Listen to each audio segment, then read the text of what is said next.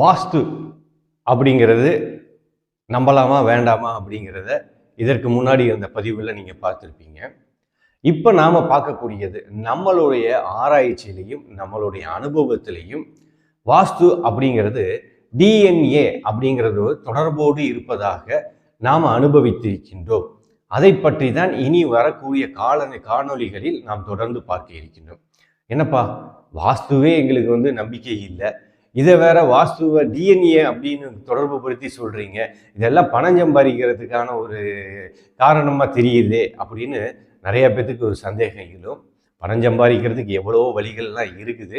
அதற்காக ஒரு பொய்யை சொல்லி நாம் சம்பாதிக்கணும் அப்படின்னு அவசியம் இல்லை. ஆனால் எந்த பதிவாக இருந்தாலும் நம்மளுடைய அனுபவத்தை தான் நம்ம தொடர்ந்து இன்னைக்கு வரைக்கும் தந்துட்டு இருக்கோம். அந்த வகையில் எனக்கும் நம்பிக்கையே கிடையாது வாஸ்துவின் மீது. ஆனால் அந்த வாஸ்து நமக்கு ஒரு அனுபவத்தை தரும் பொழுது அதை ஆராய்ச்சி செய்து அனுபவித்து அதை பிறருக்கும் பயன்படுத்தி பார்க்கும்பொழுது அபரிவிதமான மாற்றத்தை தந்திருக்கிறது அப்படின்னும் போது ரொம்ப மகிழ்ச்சியாக இருந்தது. அதனால தான் இந்த டிஎன்ஏ வாஸ்து அப்படிங்கிறது ஒரு ஆராய்ச்சியாக அனுபவித்து அதை புத்தகமாகவே வெளியிட்டு இருக்கின்றோம். சரி, டிஎன்ஏ அப்படின்னா நம்மளுடைய உடம்புல இருக்கக்கூடிய ஒரு மூலக்கூறு அப்படிங்கிறது நமக்கு தெரியும். அதாவது நாம பிறக்கிறதுக்கு காரணமாக இருந்த நம்மளுடைய அப்பா அம்மா, அவர்களுடைய அப்பா அம்மா, நம்மளுடைய முன்னோர்கள், அவர்களுடைய அணுக்கள் எல்லாம் மூலக்கூறுகள் ஒன்றாக சேர்ந்து அது மரபணுவாக நாம் பிறக்கும் ஒவ்வொரு சந்ததிகளுக்கும் அது கடத்தப்படுவதாக இருக்கும். அதாவது இந்த உடல் அமைப்பிலிருந்து இந்த நினைவு அலைகளிலிருந்து இது எல்லாமே அந்த மூலக்கூறுகளாக அந்த சந்ததிகளுக்கு தொடர்ந்து வரக்கூடியதை நம் மரபணு, அதாவது டிஎன்ஏ அப்படிங்கிறத நாம சொல்றோம். சரி, அது உடல் சார்ந்து தானே இருக்கிறது, அதற்கும் இந்த வாஸ்துக்கும் என்ன சம்பந்தம் அப்படின்னு கேட்கலாம். தயவு செய்து நன்றாக புரிந்து கொள்ளுங்கள். வாஸ்து என்பது நீங்கள் நினைப்பது போல மண்ணை சார்ந்தது, அதாவது மனையை சார்ந்தது, கட்டிடத்தை சார்ந்தது அப்படின்னு நீங்க நினைத்தீர்கள் என்றால் அது மிகப்பெரிய தவறு. அதனாலதான் பல பேர்த்துக்கு வாஸ்து மீது நம்பிக்கை இருப்பதில்லை, வாஸ்து பார்ப்பது தவறு ஏற்படுகிறது அப்படிங்கிறத தெளிவா புரிஞ்சுக்கணும். எப்படின்னு கேட்டீங்கன்னா, அண்டத்தில் உள்ளது பிண்டத்தில் உள்ளதுன்னு சொல்லியிருக்காங்க. அப்ப அண்டத்தில் இருக்கக்கூடிய அனைத்து கிரகங்களும் இந்த பிண்டத்தில் இருக்கணுமா இல்லையா? அது உண்மைதானே? அப்ப ஒவ்வொரு கிரகங்களுடைய நம் உடல்ல இருக்கக்கூடிய உறுப்புகளுக்கும் கிரகங்களுக்கும் தொடர்பு இருக்குங்கிறது எல்லாத்துக்கும் தெரியுது. அப்ப இதுல இருந்து நம்ம தெரிஞ்சுக்கிட்டோம், அண்டத்துல இருக்க ஆற்றலும் பிண்டத்துல இருக்க ஆற்றலும் ஒண்ணுதான். அப்படி இதே ஒரு தொடர்பு இல்லையா? எப்படி நம்மளுடைய தாய் தந்தை முன்னோர்களுடைய தொடர்பு மரபணுவாக நமக்கு வரும் பொழுது அண்டத்திலிருந்து தான் நாம வந்திருக்கோம், இந்த பிண்டம் வந்திருக்கு. அப்ப அதுக்கும் நமக்கு தொடர்பு இருக்குது இல்லையா?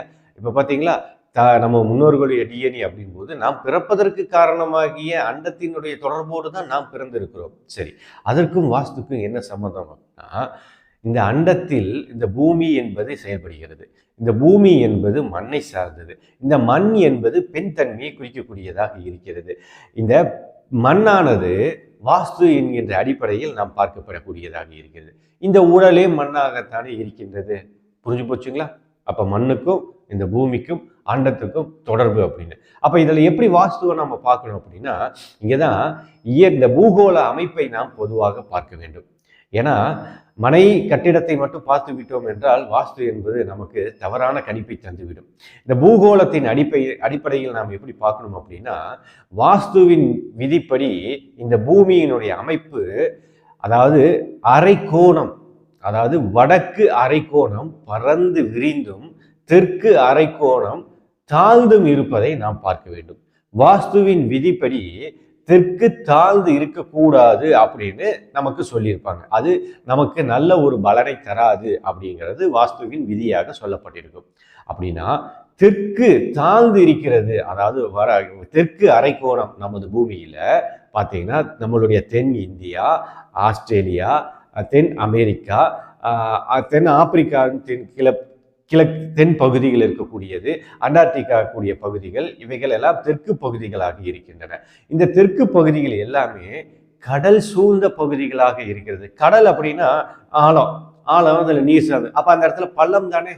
அப்ப வாஸ்துவின் விதியின்படி தெற்கு தாழ்ந்து இருந்தால் நல்ல அமைப்பு தராது அப்படின் போது இவை எல்லாம் தெற்கு தாழ்ந்து இருக்குது. சரி, இதுக்கு நமக்கு சுபிச்சமான ஒரு நிலை இல்லை அப்படிங்கிறது எப்படி நம்ம தெரிஞ்சுக்கலாம்? ஒரு உதாரணம் அப்படின்னா, நம்மளுடைய இந்தியாவினுடைய தென்பகுதி பார்த்தோம் அப்படின்னா ஒரு பறந்து விரிந்த ஒரு கண்டம் இருந்ததாக சொல்லப்படுகிறது, குமரி கண்டம் அப்படிங்கிறது. இன்னைக்கு அந்த கண்டமே இல்லை அப்படிங்கிற அளவுக்கு நாம பார்க்கிறோம். ஏன்னா அது கடலால் மூடப்பட்டிருக்கு அப்படின்னு. பார்த்தீங்களா? அப்ப தெற்கு தாழ்ந்து இருந்தால் அந்த இடத்துல ஒரு மாற்றம் ஏற்படுகிறது அப்படிங்கிறது நமக்கு தெரிய வருது. அதனாலதான் இந்த பூலோக அமைப்பில் பல மாறுதல்கள் ஏற்படுவது நமக்கு தெரிகிறது. இப்ப வடக்கு பார்த்தோம் அப்படின்னா வடக்கு பறந்து விரிந்து நிலப்பரப்புகளை கொண்டதாக இருக்குது. ஒரு நிலப்பரப்பு என்பது உயிர்கள் வாழ்வதற்கும் அந்த வாழ்வியலில் அந்த உயிர்கள் தங்களுடைய சந்ததிகளை விருத்தி செய்வதற்கும் அந்த மண்ணை நம்பி வாழக்கூடிய வாழ்வியலாகவும் அதனால் பொருளாதாரம் மேம்படுவதற்கும் இந்த மண் என்பது மிக சிறந்த ஒரு உதாரணமாக இருக்கிறது. அதனாலதான் இந்த பூகோளத்தின் வடக்கு பகுதி என்பது பறந்து விரிந்த நிலப்பகுதியாக இருக்கிறது. தென்பகுதி என்பது தாழ்ந்து இருக்கக்கூடிய குறைந்த நிலப்பரப்பு கொண்டதாக இருக்கிறது. ஏன் வடக்கு அதிகமாக மக்கள் விரும்பப்படுகிறது என்றால் வடக்கு செல்வத்தை தரும் என்று சொல்கிறார்கள் அல்லவா? அதற்கு காரணம் இதுதான். வடக்கு என்பது பறந்து விரிந்த நிலப்பரப்பை இருப்பதனால் அது பொருளாதாரத்தை மண்ணை நம்பி வாழக்கூடிய வாழ்வியல் பொருளாதாரத்தை நமக்கு தரும் என்கின்ற பூகோளத்தின் அடிப்படையின் காரணத்தினால்தான் வடக்கு உயர்வாக பார்க்கப்பட்டது. அதனால தான் வீடு கடைகள் எதுவாக இருந்தாலும் வடக்கு நோக்கி வேணும் அப்படின்னு சொல்லப்படுகிறதுக்கு காரணமாக இருக்கு. இதெல்லாம் நம்ம பூகோளத்தினுடைய அமைப்பு. சரி, அப்ப அந்த தெற்கு பகுதிக்கும் வடக்கு பகுதிக்கும் ஒரு உதாரணத்தை இப்ப நாம பார்த்துட்டோம் அப்படிங்களா? இது எப்படி பூமிக்கும் அதாவது இந்த மண்ணுக்கும் இந்த அமைப்புக்கும் நமக்கு எப்படி செயல்படுகிறது பாருங்க. இந்த பூமி என்பது மண், இந்த மண் என்பது இந்த உடலை சார்ந்தது. அப்படின்னா அண்டத்தில் உள்ள செயல்பாடுகள் இந்த பூமிக்கு செயல்படுகிறது, இந்த பூமியினுடைய செயல்பாடுகள் அந்த மண்ணாகி இந்த உடலுக்கும் செயல்படுகிறது அல்லவா? இதுதான் ஒரு தொடர்பு. இப்ப நாம இங்கிருந்து தான் பார்க்கணும். இப்ப இந்த வாஸ்து அப்படிங்கிறது எப்படி வந்திருக்கும் அப்படிங்கிறத தெரிஞ்சோம்னா தான் நம்ம இருக்கிற இடத்துக்கு எப்படி வாஸ்து பார்க்க முடியும் அப்படின்னு தெரியும். ஸோ ஆதி காலத்துல பார்த்தோம் அப்படின்னா நம்ம முன்னோர்கள் இந்த வானியல் அப்படிங்கிறத இன்னைக்கு ஜோதிடம்னு சொல்றவங்க. இதை எப்படி கணித்திருப்பார்கள் அப்படின்னா அந்த உடுக்கல் நம்ம சொல்றோம் இல்லையா, அந்த நட்சத்திர கூட்டங்கள் இதையெல்லாம் கணித்து அவை எந்தெந்த காலகட்டத்தில் எங்கெங்க பயணிக்கின்றன, இந்த காலத்தில் எப்படி பயணிக்கும் போது இந்த இயற்கை சூழ்நிலைகள் எப்படி இருக்கிறது, அதனால் இந்த பூமியின் தன்மைகள் எப்படி மாற்றம் ஏற்படுகிறது என்பதை கணித்து நமக்கு முன்னதாக கூறியிருக்கிறார்கள். அதன் அடிப்படையில் ஒவ்வொரு நிகழ்வுகளும் நடந்திருக்கின்றன. அதை எப்படி அவங்க பார்த்தாங்க அப்படின்னா அந்த அண்டத்தில் நடக்கக்கூடிய நிகழ்வுகள் இந்த பூமியில் மாற்றங்களை ஏற்படும் பொழுது, இந்த பூமியில் இந்த மனிதன் வாழும் பொழுது இந்த மனிதன் இந்த உடலும் பஞ்சபூதத்தின் கூறுகளாக செயல்படுகிறது. அந்த நவகிரகங்களின் ஆதிக்கத்தால் இந்த உடலும் செயல்படுகிறது.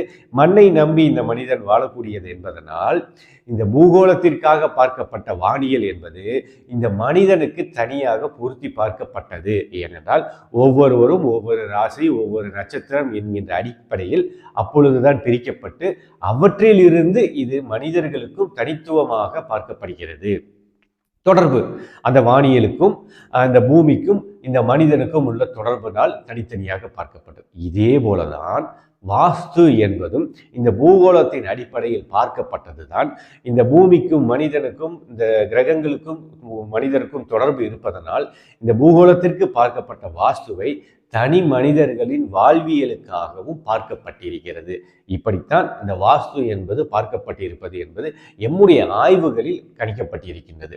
அதன் அடிப்படையில் நாம் பார்க்கும் பொழுதுதான் முழுமையான பலன்களை தருகிறது. இப்ப பாருங்க, இந்த வானியலுக்கும் அதாவது வானத்தில் இருக்கக்கூடிய கிரகங்களுக்கும் இந்த மண்ணுக்கும் இந்த மண்ணாகிய உடலை சார்ந்த நமக்கும் ஒரு தொடர்பு இருக்கும் பொழுது நாம வெறுமனே மனைக்கும் கட்டிடத்துக்கும் மட்டும் வீட்டை பார்த்தோம் அப்படின்னா அதுல முழுமையான பலன் தராது. அதுல இருக்கக்கூடிய அடிப்படை என்ன அப்படிங்கிறது தெரிஞ்சுக்கணும். சரி, அப்ப இந்த வாஸ்து அப்படிங்கிறது எப்படி இங்க செயல்படுகிறது அப்படின்னு பார்த்தோம் அப்படின்னா பஞ்சபூதங்கள் இந்த உடலால் இருக்கின்றன.